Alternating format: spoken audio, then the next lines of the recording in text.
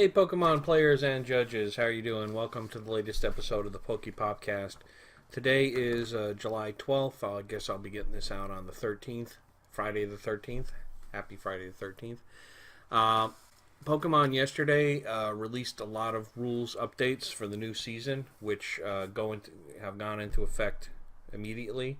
Um, Only a couple of them don't affect Worlds, but for the most part, these will also be applied at Worlds. But certainly, any League Cups or League Challenges you're going to be going to from today on, these will apply too. So, we're going to go through. First off, I have all of the updates summarized in one place. It's very nice in the documents. They put at the end what the updates are with a nice description of them. But still, you have to go through all the documents, which I highly recommend, especially for judges, that you do that.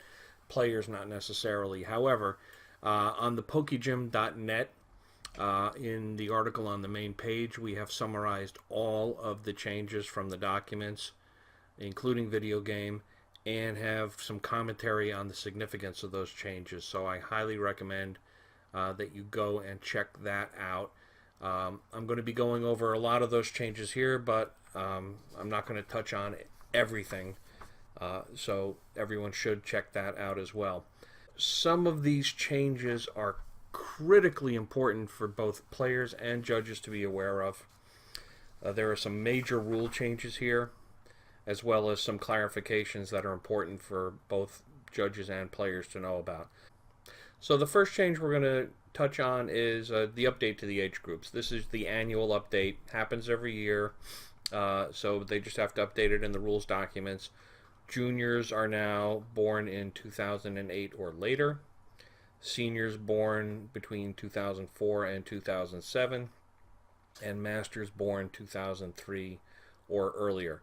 This does not apply to Worlds. Worlds is still using the age groups from this season just ended. Now, the only update in the penalty guidelines is more of a clarification than a change. There's a section in there, in the earlier sections about applying penalties, that basically emphasizes that the guidelines are recommendations and the judges have leeway in adjusting those penalties, specifically mentioning about using damage to the game state as a guide for where it falls in. And this is talking pretty specifically about gameplay errors. There are a couple of examples in gameplay error major, attaching a second energy, using an ability when it can't be used.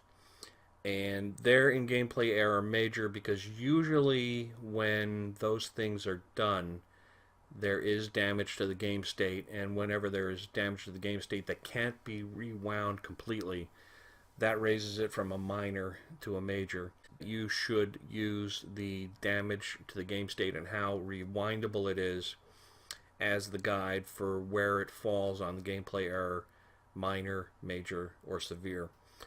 So if that second energy attachment was totally rewindable, or if that ability was stopped before, say, the deck search was done, or something unrewindable happened, where you have to shuffle the deck, or you're just not able to 100% recreate the game state. That's why they're placed in the major. If you're able to fix the game state before before damage happens, or rewind the damage completely, then it is totally proper to downgrade those penalties to minor and issue the penalty according to that. Alright, so this is a change here. Pokemon had organized play had gone to where, with the length and time that events were taking, of not issuing full extensions for when rulings were made. There was an assumption that there was a certain amount of time that was going to be taken up during the round due to rulings, and so anything less than 3 minutes wouldn't get an extension. They've now revised that.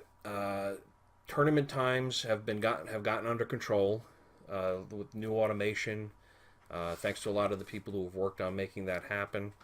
And with that, events are going at a good pace, and so now there's time available.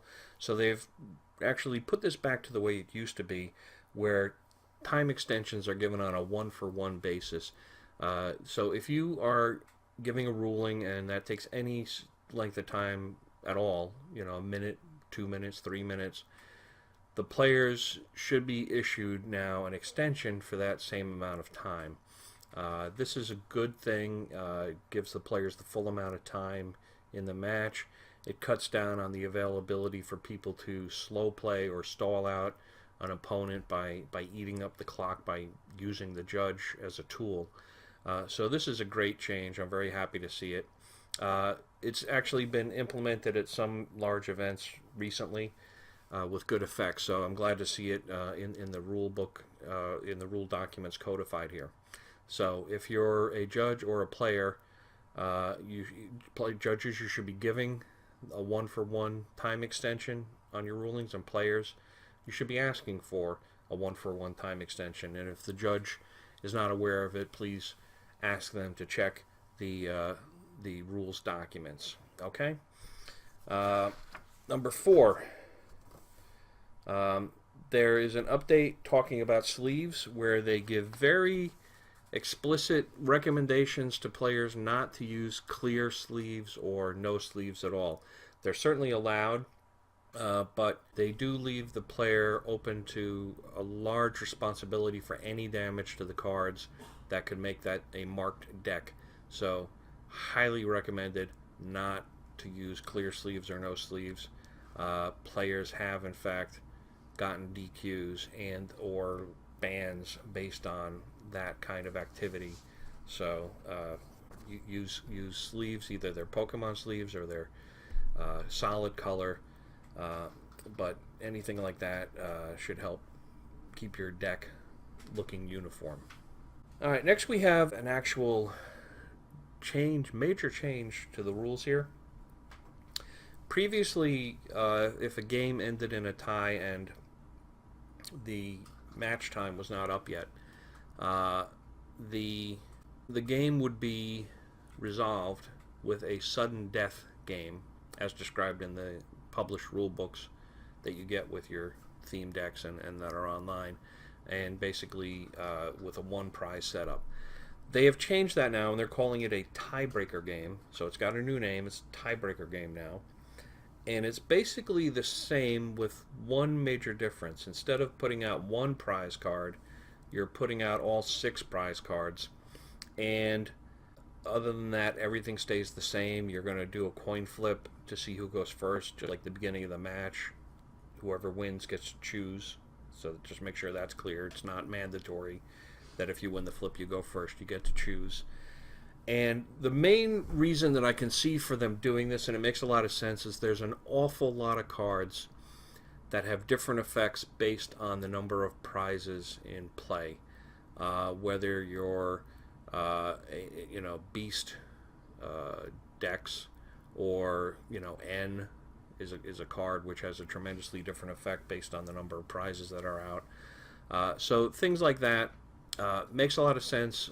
So this is affecting tournament play, where now it's 6 prizes put out, but you still only have to take 1 prize to win. Now, if something goes on where both players take the same amount of prizes at the same time, then basically it's whoever's ahead on prizes at the time, at the end of effects have been calculated, and if they wind up tied, you need to keep playing until somebody's ahead.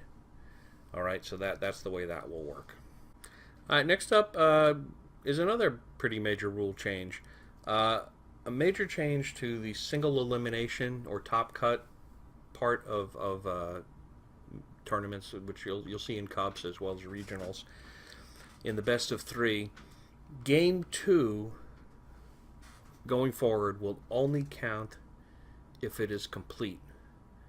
This is a fairly major change. Previously, game 2 counted if one player had drawn more than half of their prizes. So in a 6 prize game, if one player had drawn 4 prizes, that game now counted even though it wasn't complete in single elimination, not in Swiss.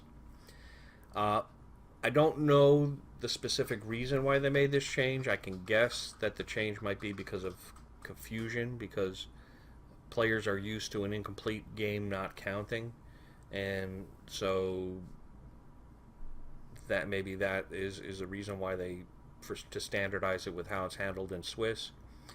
Not exactly sure, but it is a major rule change. Everyone needs to be aware of this.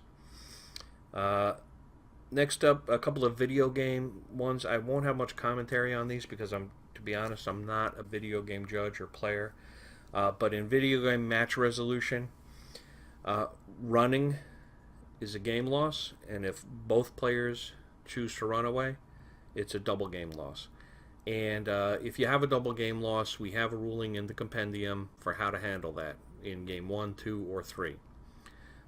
So this is, I think, new to video game, but it's well established. Double game losses are well established in the trading card game. So there are rules for how to handle that. Check the compendium.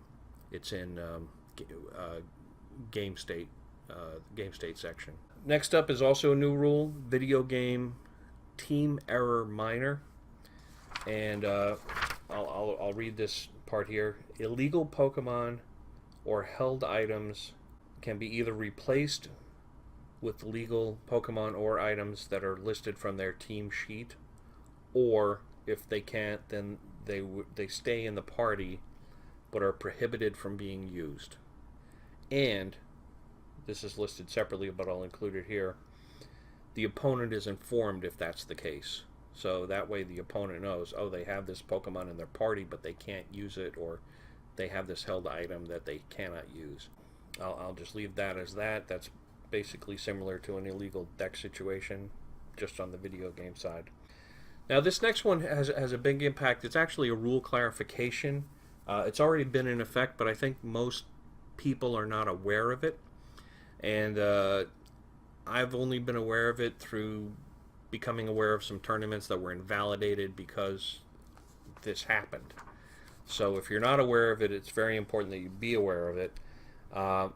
Everyone knows or should know that the minimum number of players for a tournament is 8 players. What most people do not know is that if players drop in round 1 and that brings the number of players down below 8, even though you started with 8, it will invalidate the tournament. So players have to be in the tournament for at least 2 rounds before dropping the total number of players down below 8. So if there's 16 players and a couple of people drop, that's not a big in the first round. That's not a big deal. But if you have 9 players and 3 people drop in the first round, bringing you down to 6 players, that's now not a valid tournament, or I should say that has not been a valid tournament, and they're clarifying that for everyone to make sure everyone knows it. So don't drop in round 1. If you need to drop early, wait at least until round 2, and then drop in round 2. You could kill an event if you have a small attendance. Next thing that they have as a rule change is that organizers need to be present at tournaments. I think probably a lot of people thought this was the case anyway, but no, actually it was not the case. Back in the days of premier tournament organizers, there were a number of organizers who would organize multiple events on the same day and have people assigned to run those events for them. They would be judges or whatever. They'd run the event, but the actual organizer of record would not necessarily be present at the event. This now says that the organizer should be present at the event in order to take care of things that organizers need to take care of. It's a good rule. To be honest, I think in my entire career as an organizer, I had one day where I had 2 events scheduled on the same day, and the one that I wasn't at had some issues, so and I regretted not being there. So I think it's a good idea. Organizers should be at their events. Okay, and the last major rule change here is for day 2 events. So regionals, internationals. For 2-day events, it used to be there was a top 32 and how many points they would do the cut to. There was a weird formula.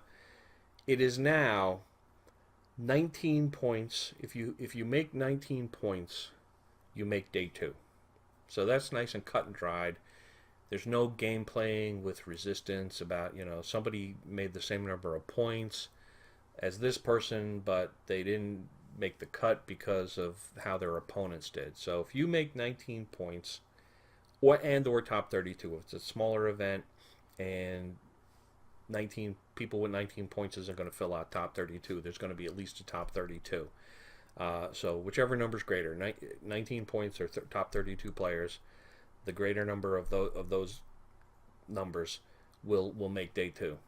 I think this is a very popular change with players, so it makes it easier to figure out what you need to do to succeed at the tournament. Okay, that's the summary of the rule changes. Again, we do have them all listed out in easy reference on the pokegym.net with some commentary in there as well. Enjoy the new year. If you made it to Worlds, congratulations. Hope to see you there. We have a whole new year of tournaments coming up, and I'm looking forward to seeing a lot of you at those events. All right, take care.